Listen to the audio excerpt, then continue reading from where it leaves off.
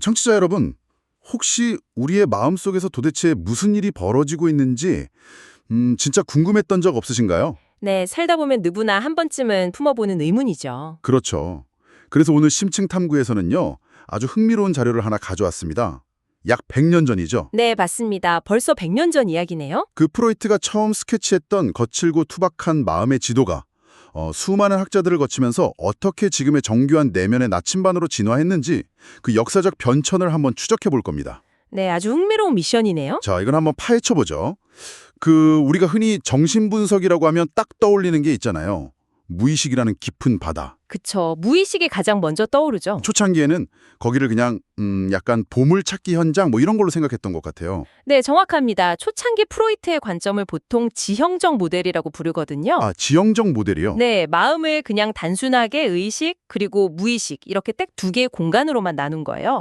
그냥 두 개로 분리해서 본 거네요. 네, 그래서 마음의 병, 그러니까 신경증은 무의식 속에 막 억눌려 있는 성적이거나 공격적인 충동들 때문이라고 봤죠. 아, 그러니까 잊혀진 트라우마 같은 거요? 맞습니다. 그래서 당시 치료 목표는 아주 직관적이었어요. 그 억압된 걸 풀어서 의식 위로 끌어올리는 것. 무의식의 의식화라고 하는 그거군요. 네, 오직 거기에만 모든 에너지를 쏟았습니다. 약간 그 마음을 물에 잠긴 빙산에 비유하는 우리가 익히 아는 관점이네요.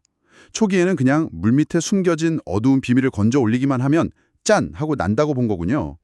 그런데 막상 현실의 치료실에서는 그게 마음처럼 되지가 않았어요. 아, 왜요?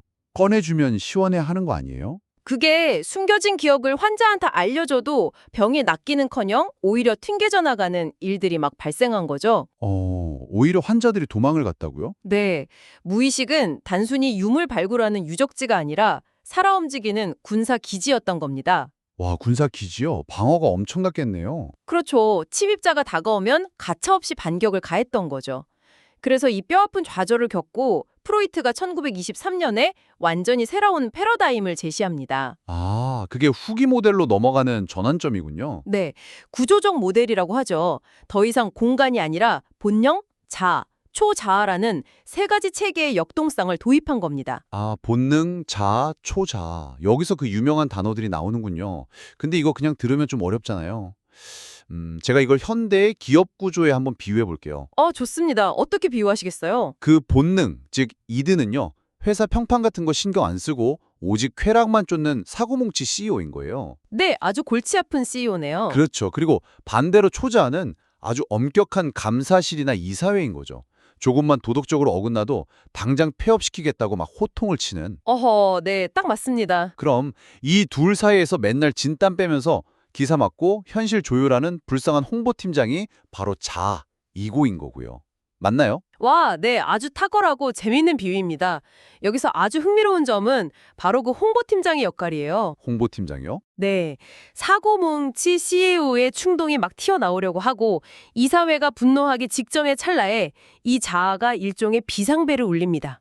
아, 위기 감지를 딱 하는군요. 네, 그걸 정신분석에서는 경보불안이라고 부르거든요. 경보 불안이요? 네, 위험해. 이 갈등 당장 안 덮으면 회사 망한다. 이런 내부의 경고 신호죠.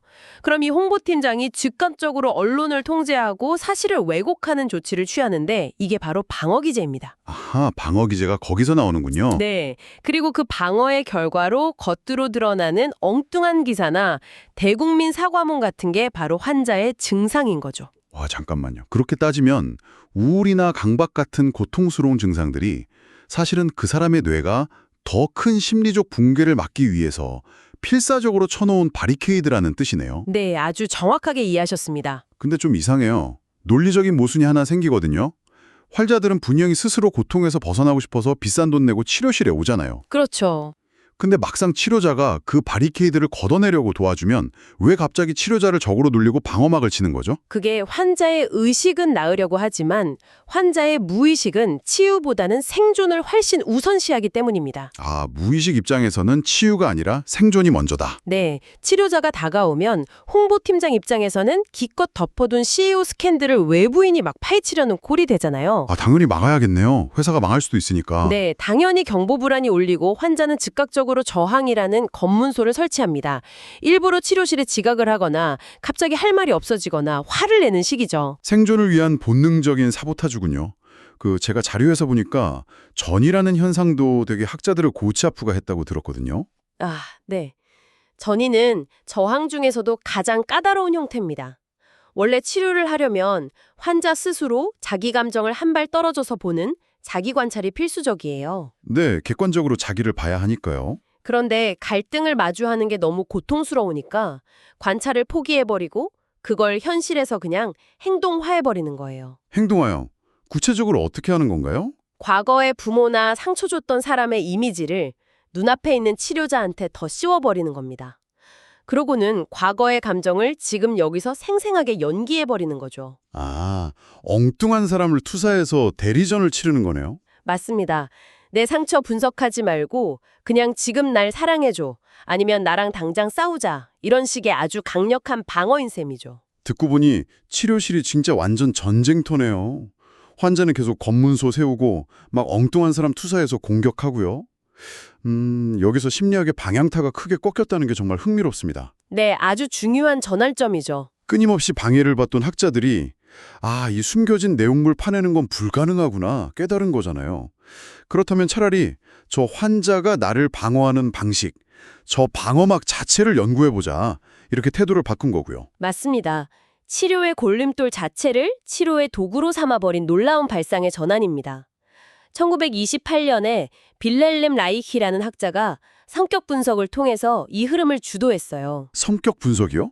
네, 라이히는 환자가 사용하는 그 저항의 방식, 즉 무언가를 숨기고 회피하는 특정한 패턴이 바로 그 사람의 성격이라고 보았습니다. 진짜 흥미로운 부분은 바로 여기입니다. 저는 성격이라고 하면 약간 MBTI처럼 그냥 태어날 때부터 주어지는 기질이라고만 생각했거든요. 보통은 다들 그렇게 생각하시죠. 네.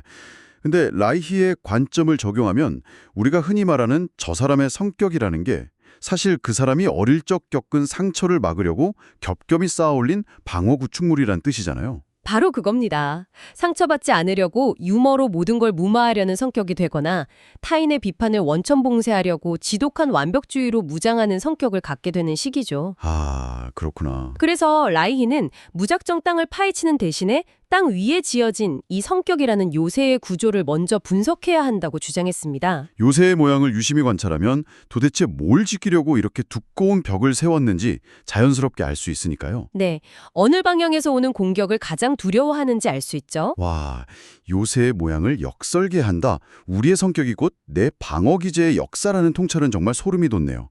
그럼 시선이 자연스럽게 그 방어 기제를 만드는 주체, 아까 우리가 불쌍한 홍보팀장이라고 불렀던 자아한테 쏠릴 수밖에 없겠네요. 네, 아주 정확한 논리적 수순입니다. 늘 본능과 도덕 사이에서 치이기만 하던 자아가 사실은 이 요새를 설계하고 관리하는 엄청난 능력자였던 거니까요. 네네. 그래서 1939년에 하인츠 하트만이 등장하면서 근대 자아 심리학의 문을 활짝 엽니다. 하트만은 갈등이 없는 자아라는 혁신적인 개념을 들고 나왔어요. 갈등이 없는 자아요? 네. 자아는 내부 갈등을 억누르는 데만 에너지를 쓰는 게 아니라 본질적으로 인간이 외부 환경에, 즉 현실에 적응하고 살아남게 만드는 독립적이고 건강한 기능도 수행한다는 겁니다. 시야가 확 넓어지는 느낌입니다. 이전까지는 고장난 톱니바퀴만 막 현미경으로 들여다보면서 해체하려고 했잖아요. 맞아요. 병적인 측면만 봤죠. 근데 하트만 이후로는 이 사람이 상처를 안고도 어떻게든 꾸역꾸역 직장을 나가고 사람들과 관계를 맺는 그 건강한 자아의 생존력까지 보게 된 거군요. 인간 전체를 보게 된 거네요. 이 자아 심리학의 확장은 필연적으로 더 복잡한 개념들로 이어집니다. 대표적으로 이디스 야콥슨이라는 학자가 자아 구조 안에 자기 표상과 대상 표상이라는 개념을 구체화했어요. 표상이요? 그건 뭔가요? 쉽게 말해서 우리가 타인과 관계를 맺을 때 실제 눈앞에 있는 사람하고만 소통하는 게 아니라는 겁니다. 내 마음속에 저장된 나의 이미지, 그리고 타인의 이미지를 통해서 세상을 인식한다는 거죠. 마음속에 일종의 3D 아바타들을 만들어둔다는 뜻이군요. 오, 네. 아바타라는 비유가 아주 찰떡이네요. 그러니까 어릴 적 부모와의 경험을 바탕으로 나는 이런 대우를 받는 사람이야 하는 내 아바타를 만들고 세상 사람들은 나한테 이렇게 대할 거야 하는 타인들의 아바타 데이터를 미리 다운로드 해두는 거네요. 정확히 이해하셨습니다. 그런데 정신병이나 중증 우울증, 경계성 환자 같은 심각한 경우에는 이 마음속 아바타들이 심하게 깨져 있거나 오염되어 있어요. 아, 아바타가 망가져 있군요. 네, 그래서 이 손상된 자아를 치료하려면 이 아바타들이 도대체 언제, 어떻게, 왜 왜곡됐는지 발달 과정 자체를 들여다봐야만 했죠. 여기서 마가렛 말러의 유아원 관찰 연구가 결정적인 단서를 제공합니다. 잠깐만요. 성인 환자를 치료하는데 유아원 아기들 관찰이 마스터키가 됐다고요? 얼핏 들으면 잘 연결이 안 되는데요? 이걸 더 큰 그림과 연결해 보면 정말 놀랍습니다. 말러의 분리개별화 이론 중에 재접근 단계라는 게 있거든요. 재접근 단계요? 네, 18개월에서 24개월 사이의 아기들을 보면 막 엄마한테서 떨어져 나가서 독립하려고 하다가도 갑자기 무서워서 다시 엄마 다리에 찰싹 매달리는 아주 모순적인 시기가 옵니다. 아, 양가 감정이 막 충돌하는 거군요. 근데 그게 성인 환자 치료랑 어떻게 맞물리는 거죠? 성인 환자가 치료실에서 보이는 퇴행적인 행동을 해석하는 렌즈가 완전히 달라졌기 때문입니다. 예전에는 40대 어른 환자가 막 치료 그만두겠다고 화를 내면서 동시에 더 상담해달라고 매달리면 그걸 그냥 병적인 저항으로만 봤어요. 아, 치료를 방해한다고만 본 거네요? 네. 그런데 말러의 이론을 접목하니까 이걸 다르게 보게 된 겁니다. 아, 이 환자의 마음속 아바타는 지금 생후 18개월에 머물러 있구나. 헉, 진짜요? 네, 독립하고 싶은 욕구랑 버림받을지 모른다는 공포가 충돌하는 그 지극히 정상적인 발달 과정을 이제야 내 앞에서 겪어내고 있는구나 하고 이해하게 된 거죠. 와, 그러니까 환자가 막 떼를 쓰고 매달리는 게 회방이 아니라 어릴 때 완수하지 못했던 과제를 치료자라는 안전한 대상을 통해서 다시 시작하는 거네요. 수년간의 분석이 단순한 치료를 넘어서 일종의 재양육 과정이 된 거군요. 맞습니다. 그렇게 하면 여기서 또 하나의 거대한 질문에 부딪힙니다. 이렇게 자아를 다시 키워내고 아바타를 수정하는 방식에 대해서 학자들 사이에서 의견 일치가 있었나요? 제가 알기로는 이 시점을 기점으로 학계가 엄청 갈라졌다고 들었거든요. 네, 맞습니다.